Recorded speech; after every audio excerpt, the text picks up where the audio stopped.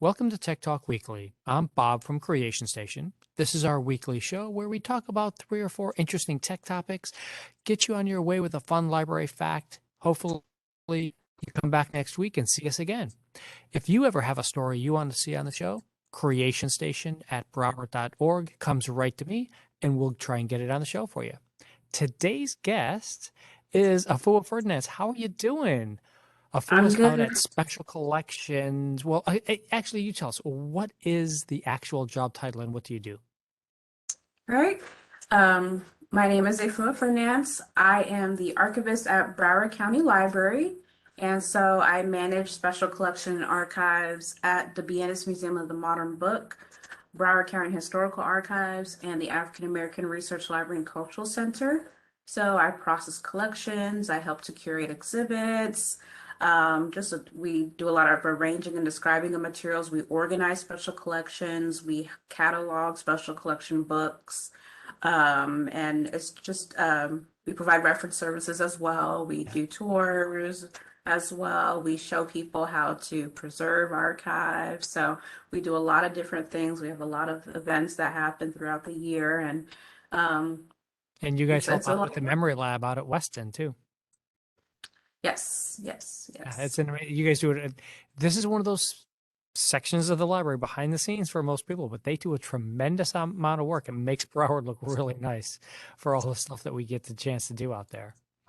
Mhm. Let's get into some of these stories. This first one is kind of interesting and sort of up your alley, Afua. So, in the metaverse, and as we've talked about on this show several times over the last year, the metaverse is just going to be an extension of everything that's going on around you. Second Life is one part of the metaverse that's been around for decades. I mean, for a very long time, it's been out there. People have been doing things, and it was you can see from the screenshot here, it's a very nicely detailed but two-dimensional world. And going into the full metaverse version, you would be fully three-dimensional and fully immersed. And Mhm. that full immersion is going to include taxes. And the reason for that is because there is an actual law that says you have to pay income tax on any money that you pull out of Second Life because it is a metaverse thing. You can go into this and build and make things that other people can use here in Second Life. Have you ever explored any of that, Afua? I actually haven't explored any of that personally, so this is all brand new information to Yeah. me. Yeah, but So here's one of the things that why the taxes come up into this is okay. because, and I'll bring up a clearer version of that here. So in Second Life, you can pay to own land. Hmm. So if you want to own 512 square miles, which is a heck of a lot of land if you really want to own it, you're paying Linden Labs $4 a month. That's Hmm. how they make their money. Linden Labs, the people who put on this, you pay for premium things like this. And now you will be charged your local sales tax on that $4 a month up through however much you want to spend. If you want to buy, 65,000 square miles, you're going to spend $229 a month and you're going to pay taxes on that now. Okay. What do you think about that? How do you feel? How do you just instinctively feel about the idea that it's something virtual it's the internet, it's unlimited. Why would I have to pay for? Right. It's like why are suddenly, we have to start paying for a virtual space and a virtual Yeah. reality. There is that question, and I wonder if there'll be less participation because of this, or are there still going to be people who are still interested, or like will it lower the amount of people who would be interested in the metaverse and this virtual Yeah. And I think reality? it's definitely something that is a United States focused idea Mhm. because, as the article here points out, and as always, these will all be in the show notes for you, everybody. Um, the people in the EU have already been paying all these taxes since 2007 because that's what the law says in Europe. that they had to have been paying this money. They had to pay these taxes. Anybody who participated here in Second Life who resides in the European Union has already been paying these since 2007. So it's a very uniquely American point of view on this idea that you shouldn't have to pay taxes on things that are online. Now that's something I did not know about Uh-huh. that and it being kind of American. But yeah, I mean, because we take our taxes very seriously outside of virtual Yep. reality. Yeah. So to have it in virtual is like, oh, we're being taxed again? Like, who do I Uh-huh. vote for to Yep. Well, yeah, advocate? one of my things about the whole metaverse thing is why would I need to I understand needing to pay for some of it because somebody's got to host these servers for all this stuff to run on. So I'm going to have to pay them for something. And if you're not being charged money, you're being charged with your attention. You are the product instead. So, yeah, I can see having to pay some things. But yeah, I'm not going to pay for an artificial scarcity. I mean, there's infinite amount of land they can have there. I want it to be scaled at something where it's however much I'm actually using. And the other question I had for you as a reference librarian is, where are you guys on collections for digital stuff now? When something's purely a digital article, how are we going to maintain and archive these things? As of yet, we're a majority of our collection development is still like the physical object. Hmm. We're starting to get, some people, they may have an organization, they donate their papers, but then they're like, we have a website. We want to save that and those pages. And so how can we do that? Right now it's on a drive and we're figuring it out. Oh, But it's nice. something, So, but you do have all the code saved to a drive so that somebody could go back and yes. resurrect that. That's okay. Yeah. See, So, you're and so, thinking in the future already. That's great. yeah. So that's the plan. But like I said, we haven't had too many who have, requested that or donated that. So, but I do know, especially with people, there are talks about, um, archiving the web and Hmm. archiving Twitter feeds and blogs. And so it's like, okay, how do we start doing that? And it's going to change though throughout the years because technology is always changing. Yeah. So it Yeah. may And be we're going to one have these way, dark spaces in our history that we just don't have any record of. right? Yeah. And that's the downside to the digital materials because it can be deleted and like that.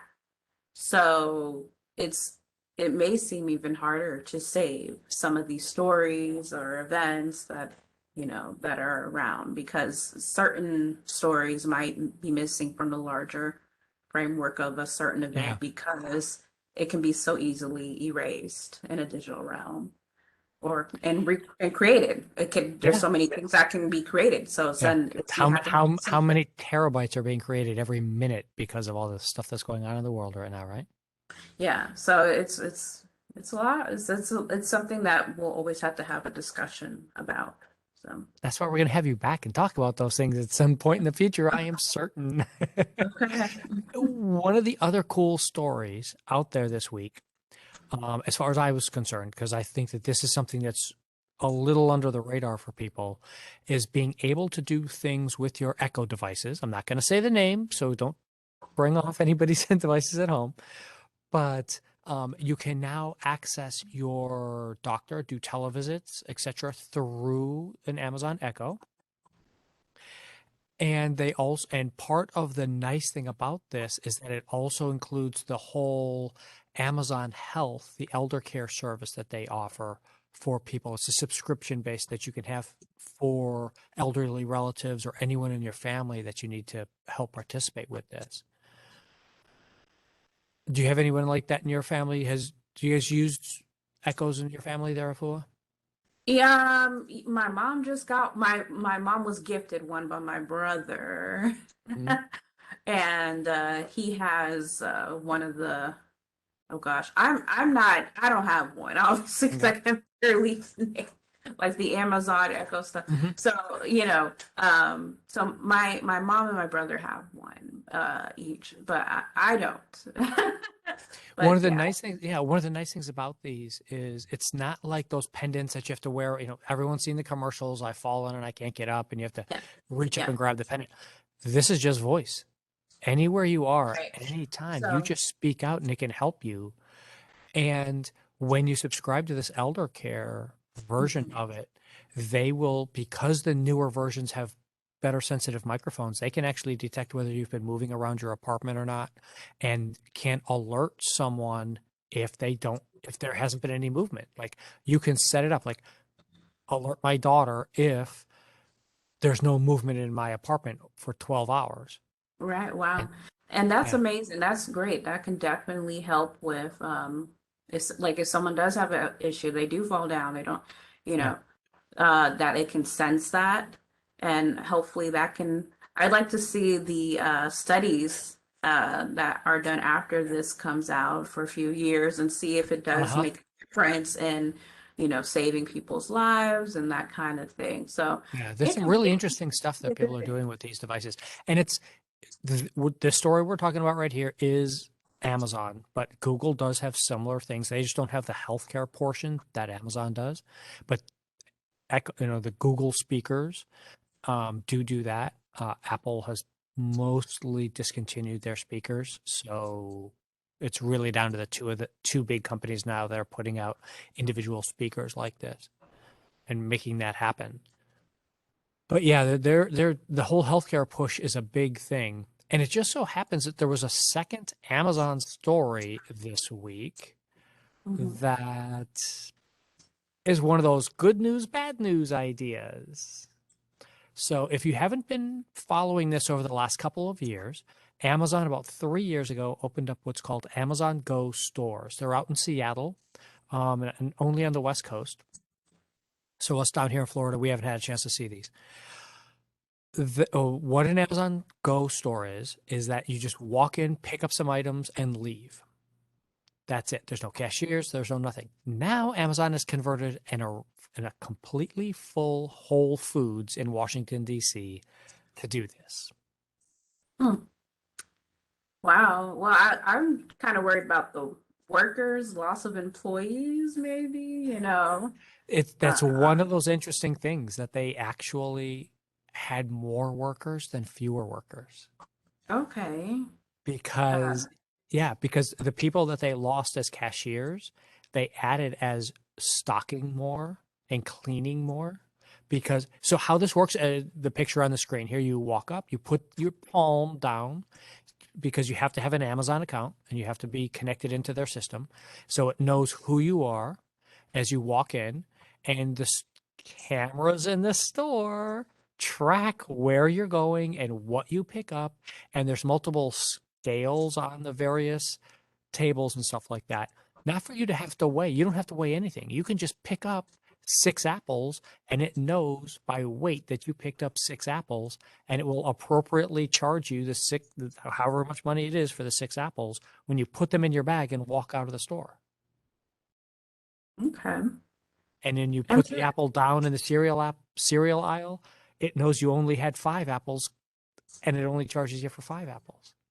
mhm. Which is also why they actually need more people walking around the stores to clean up things as much as they can. So So if it's cashierless, how exactly do they charge you then? they Like, just is it they put the bill on your Amazon account. it's on your Amazon account? Now, what about those who do not have an Amazon account? Then you can't shop at this store. Therein lies the problem. Hmm. So not only do I'm certain people are already shuddering over the idea of being tracked in a store by millimeters almost by where you've been and what you've done. But yeah, now you've segregated out grocery stores to only certain people. Right. Because not everyone wants an Amazon account. And then you have Hmm. people who I just need to get some food. I'm just walking by. Yeah, There's the Whole Foods, and they're like, okay, I can't shop here, and who knows where's the next grocery store, yeah. depending on the neighborhood. So, there's that issue for the everyday um, consumer there. But I mean, I can understand it. I guess maybe it's more efficient, It or I don't seems know, it but seems to be really efficient, I mean, from their initial studies, because obviously they did this at a small scale for a number of years to test this all mhm, out before rolling it out to full scale grocery stores. And I know that they've made the technology available to other companies that want to pay for the licensing rights for it. So I don't know. I haven't heard of any large grocery stores that are doing it yet. But yeah, this seems to be the first one that they're really pushing.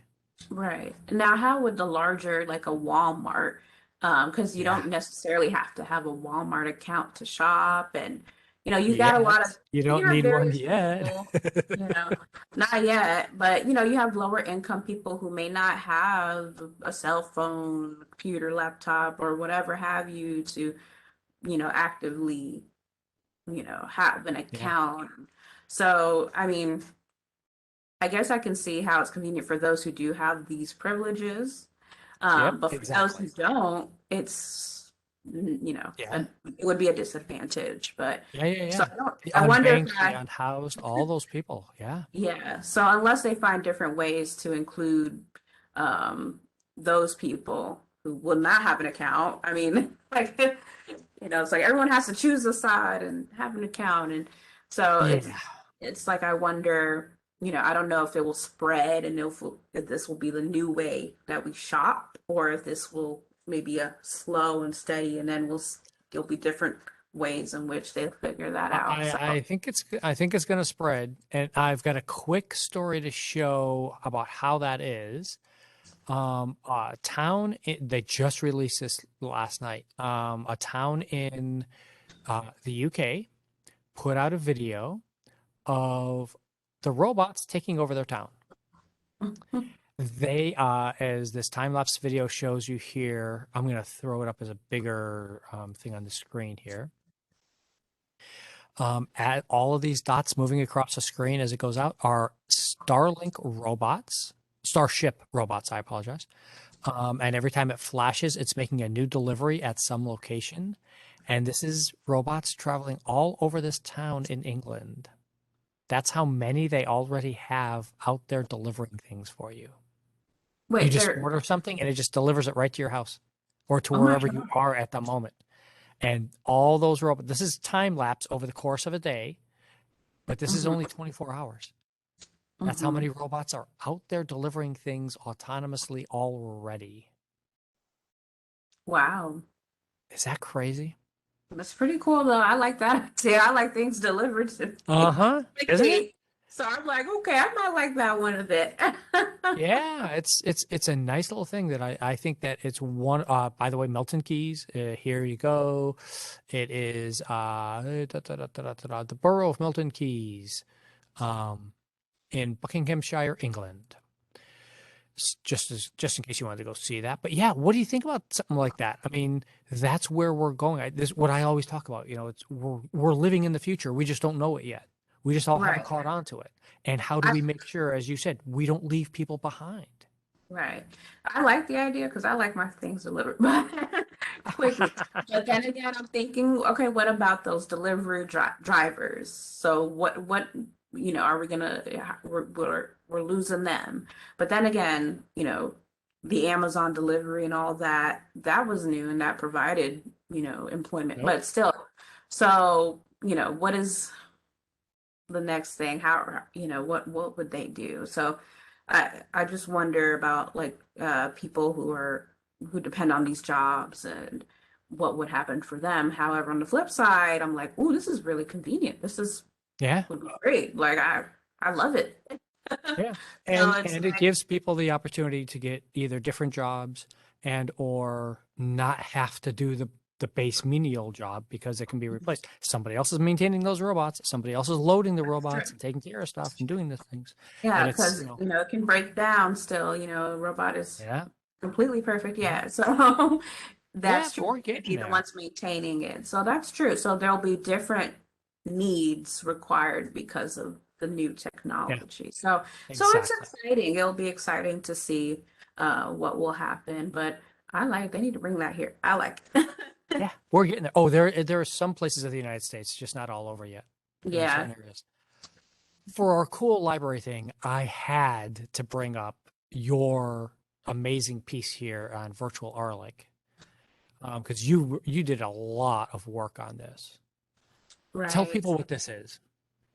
So Virtual Arlic, it was a project that Special Collections and Archives at the African American Research Library completed in 2020. And this was, it was a project of scanning these West and Central African artifacts using a 3D scanner. Um, and then we uploaded it to this web page, this website here. And you can press play and you can move the images around, up and down. So this is really great for scholars who are researching. They may not be able to come into the archive, but they can look on this website, the Virtual ARLIC.